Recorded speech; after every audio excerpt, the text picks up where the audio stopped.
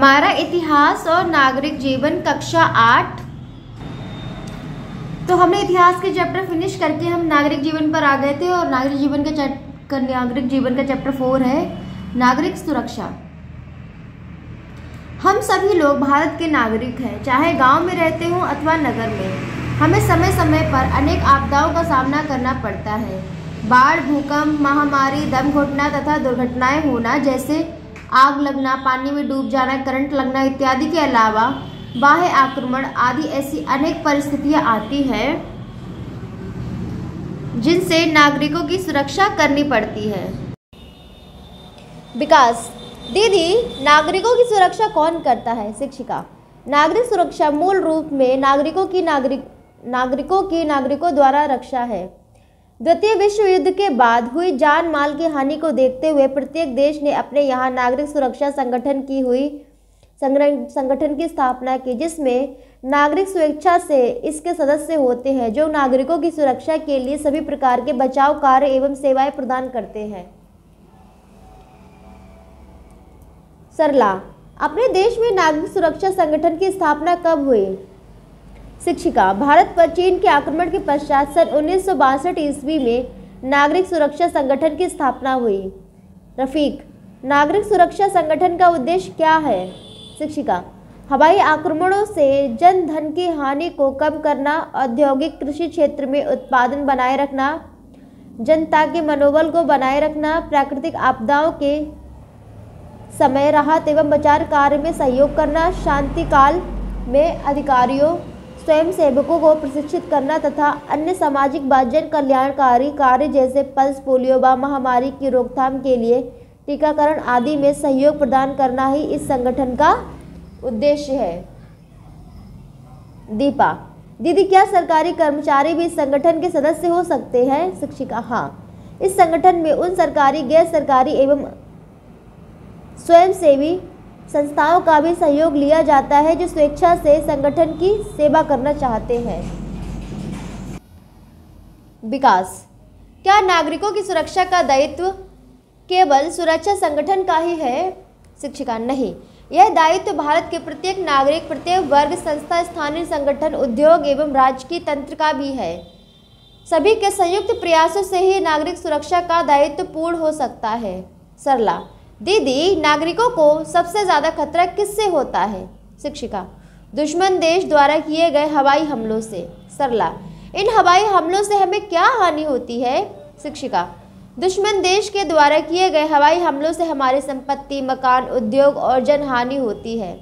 रफीक, हवाई हमले के समय हमें किन बातों का विशेष ध्यान रखना चाहिए? शिक्षिका, ऐसी स्थिति में हमें अफवाहों से बचकर एक दूसरे का सहयोग करना चाहिए।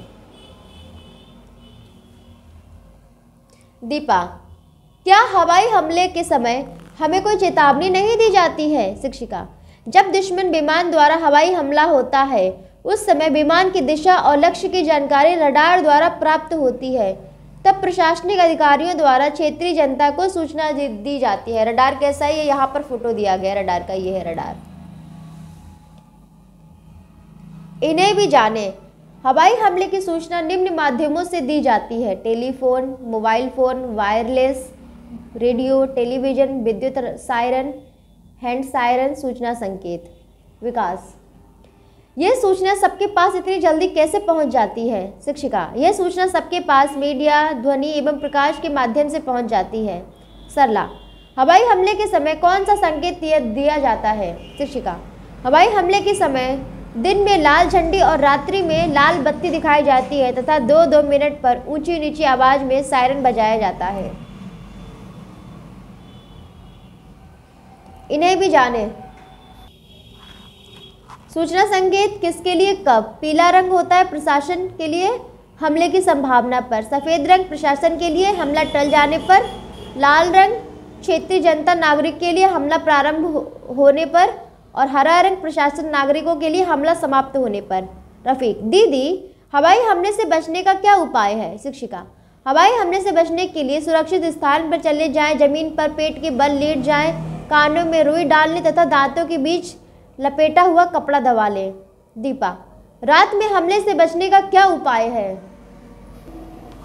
शिक्षिका, रात में हमले के समय दुश्मन को भ्रमित करने के लिए ब्लैकआउट किया जाता है। विकास, ब्लैकआउट क्या है? शिक्षिका, आबादी वाले क्षेत्रों में अंधकार करके शत्रु सैनिकों को उसके लक्ष्य से भ्रमित करना ब्लैकआउट है। जैसे समुद्र या नदियों के किनारे बल्ब आदि से प्रकाश करने पर दुश्मन वहां बस्ती समझकर बम गिरा सकते हैं जो पानी में निष्क्रिय हो जाएगा।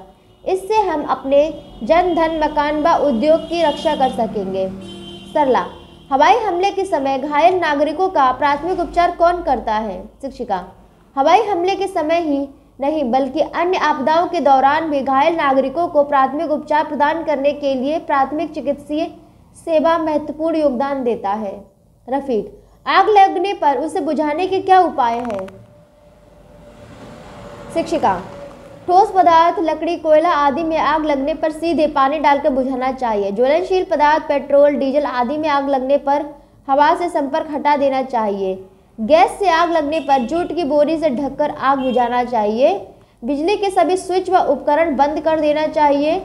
गैस के रेगुलेटर नॉब को बंद कर देना चाहिए तथा घर के खिड़की दरवाजों को खोल देना चाहिए।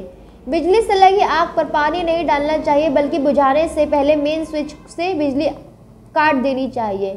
शरीर में आग लगने पर कंबल से शरीर को ढक देना चाहिए। इन्हें भी जानें। आग बुझाने के उपकरण।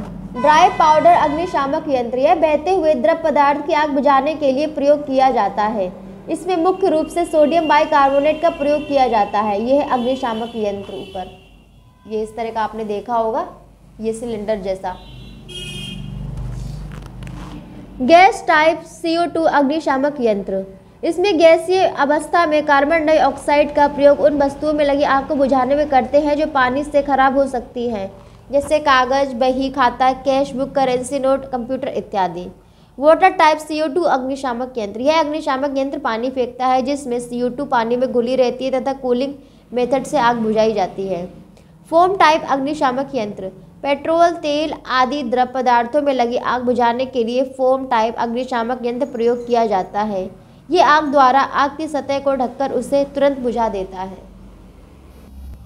दीपा, दीदी, दुर्घटना में हड्डी टूट जाने पर मरीज का कैसे प्राथमिक उपचार करना चाहिए? शिक्षिका, हड्डी टूट जाने पर तिकोनी पट्टी और खपच्ची बांस का छोटा टुकड़ा का प्रयोग करके प्राथमिक उपचार करना चाहिए और तुरंत नज़दीक के अस्पताल में इलाज कराना चाहिए। यह है प्राथमिक उपचार में प्रयोग की जाने वाली सामग्री। यह है प्राथमिक उपचार पेटिका, यह क्रीम है, ये नमक है, चीनी है, ये ORS का घोल बनाने के लिए है, कैंची है, टेबलेट्स हैं, लिक्विड सॉल्यूशन है, ये पट्टी है, ये काटने के लिए ब्लेड है और ये बहुत सारी चीज़ें हैं, रुई है।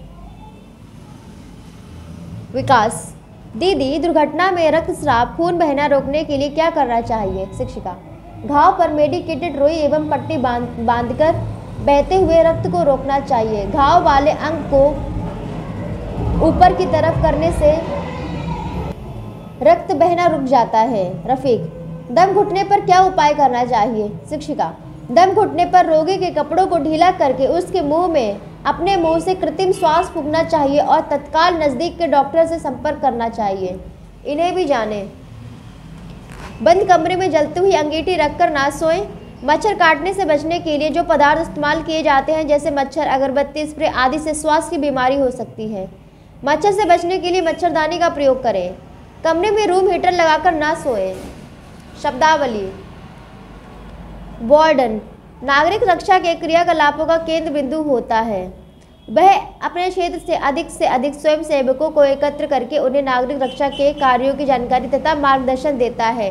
तो ये पार्ट यहाँ पर ख़त्म होता है और इस पार्ट के हम क्वेश्चन आंसर्स देखेंगे आगे।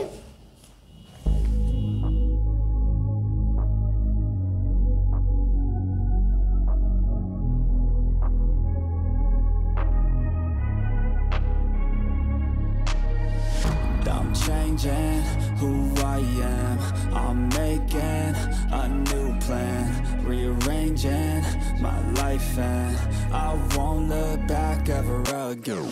Yeah, you ain't see me activated, you better hope that you never see me agitated. I think about my actions, plan them out, evaluated. That's how I end up on the top, man, I'm calculated. My mind's a weapon, my body is the engine. I'm never second guessing.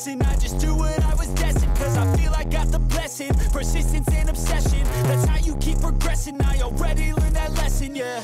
I'm changing,